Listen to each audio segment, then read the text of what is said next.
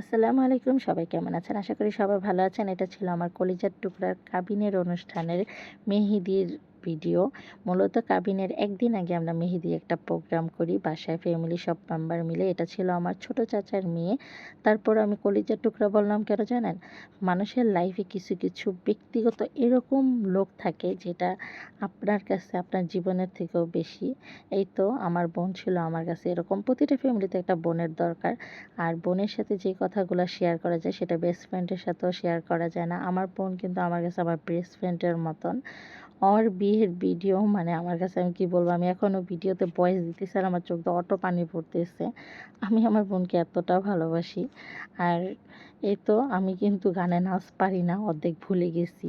তারপর ওর সাথে একটু ডান্স করতেছিলাম। ইগনোর করবেন, এটা কেউ দেখবেন না, ঠিক আছে? খারাপ হতেই পারে। আমি কিন্তু ভালো ডান্স পারি না। আমার বোন খুব সুন্দর ডান্স করে। ওর সাথে একটু মজা করতেছিলাম। এই যে আমার বোনের কাবিনের অনুষ্ঠানের ভিডিও এটা। ওনার ফ্যামিলি মেম্বার সবাই আমার বোনের জন্য অনেক, অনেক দোয়া করবেন যাতে ওর দিনটা অনেক সুন্দর যাক। এমনকি ওর নতুন জীবনটা একদম হাসি খুশিতে ভরে উঠুক। একটা বোন আরেকটা বোনের জন্য এর থেকে বেশি কিছু হয়তো চাইতে পারবে না। আর এর থেকে বেশি কিছুরও যদি চাওয়ার থাকে অবশ্যই আমি আমার বোনের জন্য চাইতে রাজি আছি।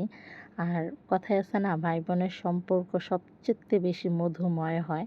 হয়তো আমার জন্য এরকম এখনও যে আমি ভয়েসটা দিতে পারবো আমি কখনো কল্পনা করিনি। কেন আমার চোখ দিয়ে টলটলে পানি পড়তেছে। ভাবতেছি যে আমার বোনটা